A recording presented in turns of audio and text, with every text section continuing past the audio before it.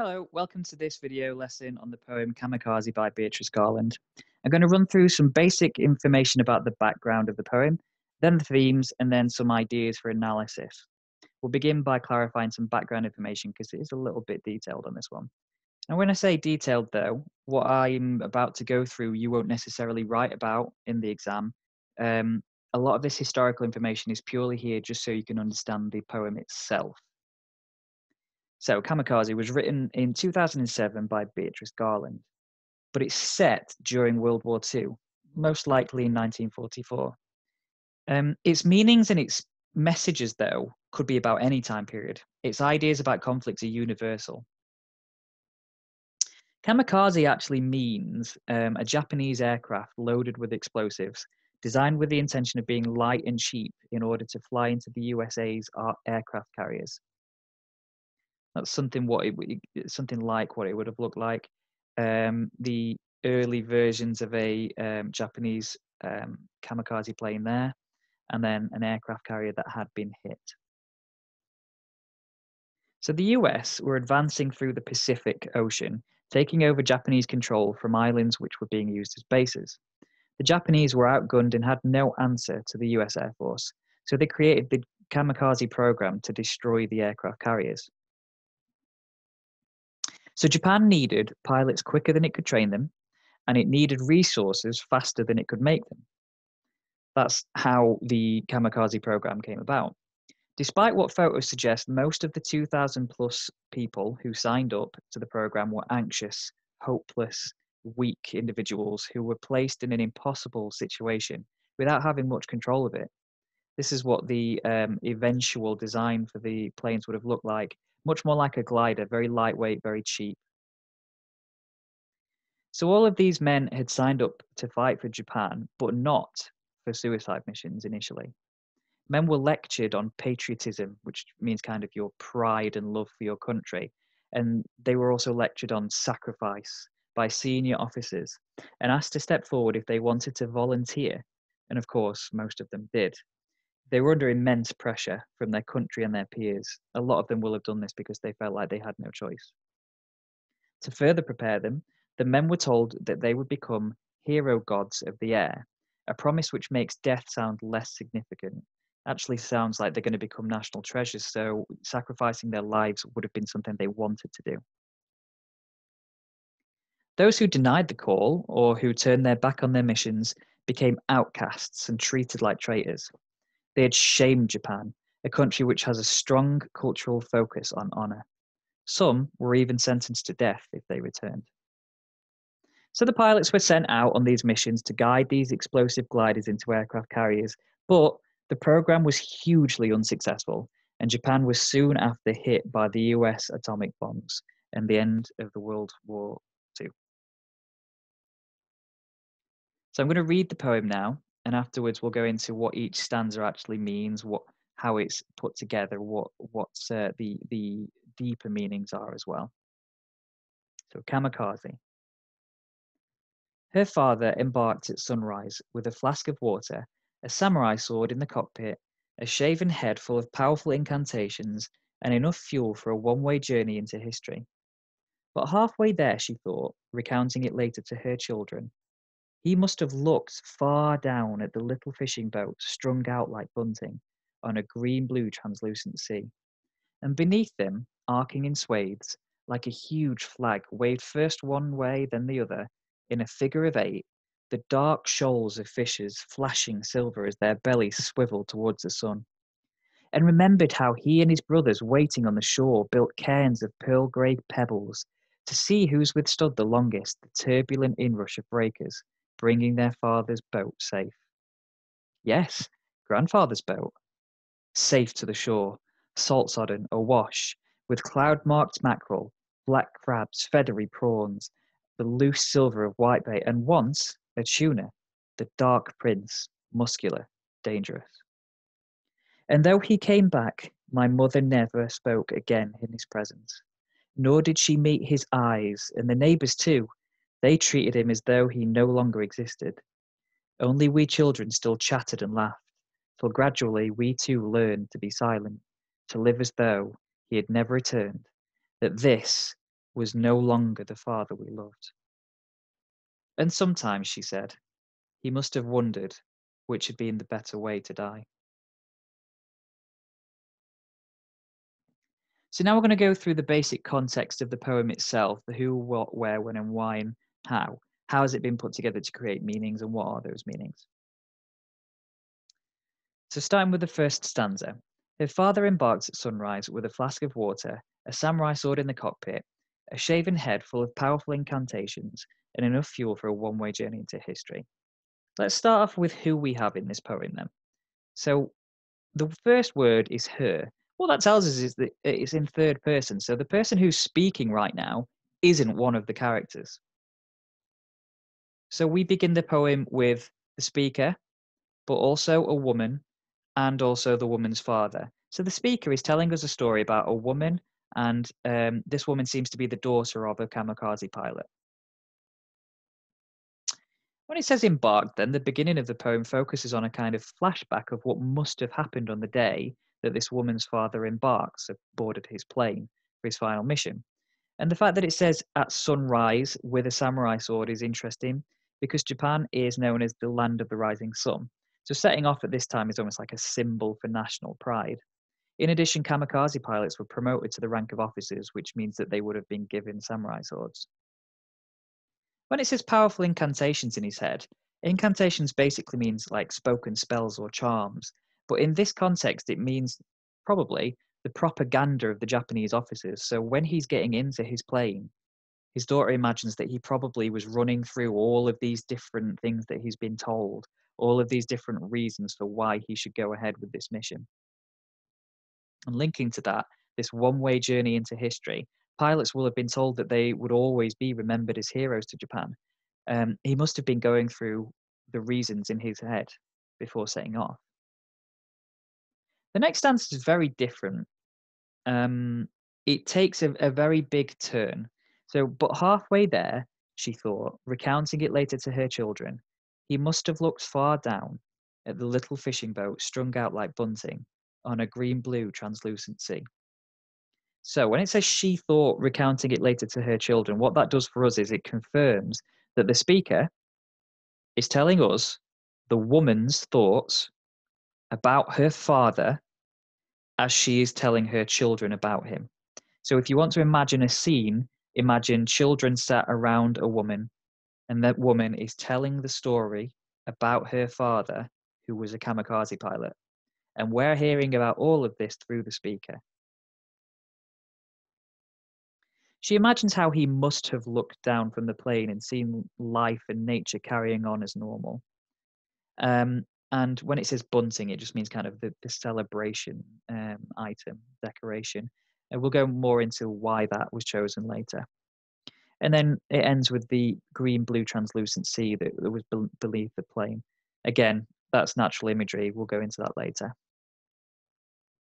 And beneath them, when it says them, it means the boats, arcing in swathes like a huge flag waved first one way and then the other in a figure of eight, the dark shoals of fishes flashing silver as their bellies swiveled towards the sun. When it says swathes, it just means kind of like lines or strips of fish, so they seem to be swerving freely in the sea. Again, calling it a huge flag makes it sound almost like a celebration. We'll go into that later. Dark shoals just means groups of fish, and it would probably have looked something like this from above. So you can see the fishing boats underneath, the water, and the kind of reflections of the fish. And remembered how he and his brothers, waiting on the shore, built cairns of pearl grey pebbles to see whose withstood longest the turbulent inrush of breakers, bringing their father's boat safe. So we've got more people mentioned now. We've got the pilot's brothers. So when the pilot was young, he must have been playing with his brothers on the shores. He must have been playing these games. This is the daughter thinking of what he might have been remembering when he was up there. So maybe he remembered playing with his brothers on the shore. When it says cairns of pearl grey pebbles, cairns are like in that image, just piles of kind of rock, in this case, pebbles. And so the game was to see who's withstood the breakers, so the violent crashing waves, the longest. So who built the strongest one, basically. Now this is an important bit, bringing their father's boat safe. Now, what that does is a couple of things. It confirms that their father, so the pilot and his brother's father, he was a fisherman. And so when the pilot is in his plane flying over these, the memories are very real to him because he has a family background in this kind of a lifestyle. And what it does as well is it also kind of means that whatever he's seeing below him is hitting that bit harder, that bit deeper, because he used to be one of them. So mostly this stanza focuses on family. It's a snapshot memory of youth. Yes, grandfather's boat, safe to the shore, salt-sodden, awash with the cloud-marked mackerel, black crabs, feathery prawns, the loose silver of whitebait, and once a tuna, the dark prince, muscular, dangerous. This is a very interesting bit because for the first time in the poem, we see italics. So what the italics mean is basically a breaking up of the story. So it's an interruption. The speaker is being interrupted. Saying grandfather here, yes, grandfather's boat, indicates that this is actually the woman saying something in response, answering a question from one of her children. Yes, grandfather's boat. That's because grandfather is the pilot to them. So they're clearly asking more about him. She's confirming it. There is a reason why she cuts in now and why it becomes more so later, but we'll go into that later. And then it's just a list of other things, other memories that he would have encountered, he must have been thinking about on this final journey. All of these little things that seem insignificant, but they were important to him. Now, very important this. The poem in this stanza is entirely in italics, so we know then that now it's the woman speaking. It's no longer the speaker, the original speaker. It's the daughter of the Kamikaze pilot. So why could that be? So maybe it's because now she's got to a point in the story when he's come back where she can actually remember the truth of what was going on. Whereas everything before that isn't in italics, said by the speaker, is things that she's having to guess at, things that she's wondering, things that she's imagining. He must have done that. He might have done that. Well, something else that's quite jarring about this line, and though he came back, is that it confirms that, probably because of the memories and the things that he saw on his journey, he didn't go through with his mission. He turned around. But the way that she delivers this news to us is quite sudden. It's quite surprising. It's very blunt. But what that does is it shows that the children already knew that. It indicates that the children already knew that the pilot turned around because she can just say it like that and they'll understand. So he chose to live instead of fly into the enemy's ships. What we've got here then is what actually happens to him, the consequences. After he returned, he faced the consequences for betraying the code he had sworn to. His family and local community shunned him to turn their backs on him, like a traitor because he had not gone through with his suicide mission. So her mother, his wife, never spoke again in his presence. She didn't even look at him.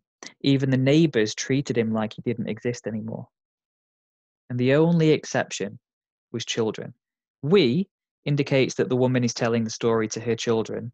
Who is telling the story to her children was a child herself when this happened. Now, at first, they did not change their behavior around him. However, till gradually we too learn to be silent, to live as though he had never returned, that this was no longer the father we loved. Over time, then, even the children learned to be ashamed of him and to treat him like an outcast. But importantly, this is how the poem ends. And sometimes she said, he must have wondered which had been the better way to die. It's a return to the original speaker then. It's no longer the daughter speaking at the end. At the end of the poem, then, Garland presents us with the bitter reality that men like this pilot were faced with an impossible decision, all because of the pressure of patriotism and propaganda. The pressure of loving your country, the pressure that your country puts on you, the lies or the half truths that the country tells you in order to get you to do what it wants you to do. There is an irony in the fact that he chose to live, yet when he comes home, he was treated as though he's dead. There's a sense that his daughter regrets how this has happened now that she's old enough to understand and the war has ended. And that's the poem. So what do we learn about life and or human nature from this poem? It's always really important to consider why a poem has been created, what it's saying about life, the human condition, things like that. First of all, we could say that war makes victims of those who have no part in it. Most people in this poem are victims in some way because they've lost something. Even his family, who decided to shun him, they lost out there. One, they lost a father and husband because of this moral code that they had to obey. And also, they would have been in deep shame because of how society saw the act of not going through with your duty. Conflicts can tear families apart. National pride can be used to abuse and manipulate. It can be dangerous. It highlights the power of memories, especially. Seems as though memories were mostly the reason why he decided not to go through with his mission. Obviously, family as well, but the family and memories go hand in hand.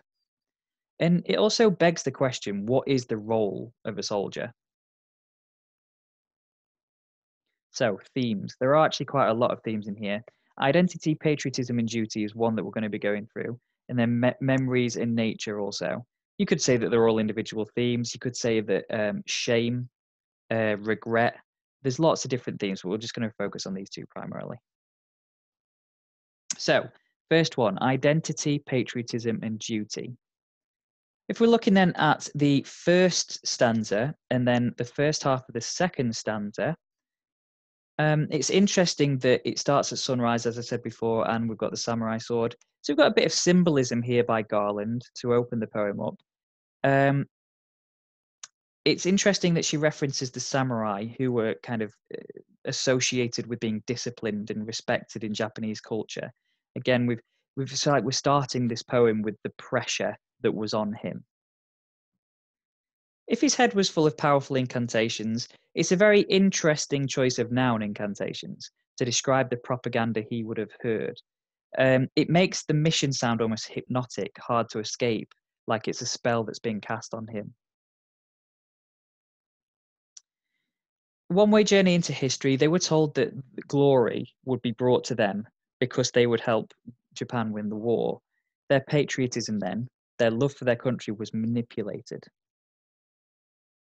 And then if we go into the second stanza, it's interesting because this is the point where the speaker starts telling us that she, his daughter, was thinking about what must have happened up there in the plane. So Garland presents a character who sees that his identity is more than just a suicide bomber. He's a father, a husband, a brother, a son. This is the turning point because he must have looked far down. He must have done that. In order to do what he did, he must have looked down and really thought about family and memories and life. And that won over duty and patriotism. That is what his identity is. Towards the end of the poem, we've got this stanza again that we've just talked about, and though he came back. It's interesting that the superlative in never spoke again is used, and the phrase as though he no longer existed. They sound like at the end of an era. They sound permanent. So Garland is presenting here an irony that he decided to live for his family, but his family shunned him for it. It outlines a great tragedy for this soldier who has been victimized by war and the concept of what his duty was. So his duty was to die, basically. And because he didn't carry that out, he lived a life almost worse than death, where his family, his closest ones, turned their backs on him. And then at the end of the poem, it's interesting till gradually we too learned. There's some very interesting language use at the end of the poem. So his daughter does seem like she regrets what happened. There are signs that she was reluctant to let go of her father in this way. And that's shown by the adverb gradually. Gradually, we too learned. Learned itself is a very interesting verb as well. It implies that the children were taught the correct way to behave around him. If you learn something, that's the truth. You are learning what is supposed to be taught. In this case, then, it's showing that in this Japanese culture, he was supposed to be shunned. He was supposed to become an outcast because he didn't die for his country. So that's because society put so much pressure on them to obey and cast him aside. The way that the poem ends with the original speaker again. Because of what happened, his daughter does not know how he felt about his isolation and death, so she can't comment on that, but she does wonder how he felt about it. Right, on to memories and nature then. So if we're looking at these two stanzas or parts of stanzas, he must have looked far down, so this is the second stanza. The way that it says, strung out like bunting, is a very interesting simile. It's quite bitter for the pilot because if you imagine that he's flying above these things on his way to his certain death, bunting connotes celebration. We associate it with fairs and things like that, people enjoying their lives. And next to those is the working boats, people just working and getting on with their daily lives. And so when he's flying over them, it reminds him of his own life and how it's soon going to end. And then obviously around that, we've got the green, blue, translucent sea, the color imagery to convey the beauty of nature, but also he also seems to be seeing things more vividly now that he's about to die. Obviously, this is in his daughter's imagination. So when it says that these fish that are arcing in swathes, like a huge flag waving, that's almost like it's saying that nature is full of life. It's unconcerned with war around them. These fish are just moving around naturally and freely, completely unaffected by what he's doing. And then later, when it says flashing silver, could this color imagery represent more than just the color of the fish? Could it be a representation, a metaphor for the war, an ironic metaphor actually, because the flashing of silver signifies the beginning of a battle. That's what he's about to do, but we know that he turns his back on that. So maybe it's a bit of an ironic metaphor. Although it could also mean surrender, because the beginning of this quote, flashing silver, is that the fish look like they're waving like a huge flag. A huge flag waving silver is almost like a white flag of surrender. Is it a symbol of his own decision to turn his back on his duty? Next bit, and remembered how he and his brothers waiting on the shore. So this is the memory about what he and his brothers used to do. His daughter imagines what memories must have changed his mind, and they all seem to revolve around family. The memories are pure, simple, innocent, and definitely innocent compared to what he is about to do. And the interesting thing here is that the memories are so insignificant to us. They're so small, so seemingly irrelevant. But to him, they're the things that remind him of his whole life, of what it was like when he was younger. And even when it comes to the competition with the pearl grey pebbles, it's harmless. It's a harmless competition, whereas he's about to embark on the most dangerous competition there is, war. Very similar imagery to what he sees below the plane as well. So the things that he saw when he was flying over the shores, these memories are very similar. And then finally, the bit where it says, yes, grandfather's boat, and it's just listing the different things that they will have caught. Another big memory here. Her children are curious. So this is very interesting. The italics bit where it says, yes, grandfather's boat. What that means is that the children must have been asking their mother, who was his daughter, they must have been asking questions about him. They're curious. They've grown up in a world where it's no longer necessary to shun him, to ignore him. They don't have that kind of reservation where they don't want to ask about him or talk about him. She was like that before she learned, before she was conditioned to ignore him. Each part of this, the mackerel, the black crabs, the prawns, represents a separate memory in his family life. All of these different occasions where food was brought home and they were spending time together. And there's a very interesting way that this stanza ends. So, this quote about the tuna, once a tuna, the dark prince, muscular, dangerous. So, the use of the preposition once really helps convey how some of these memories were more significant than others, and definitely significant to him.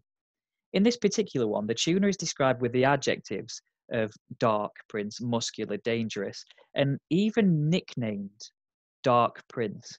They felt so strongly about that moment that they gave it a nickname. It's important to him. These are all the things that contributed towards him deciding not to do it.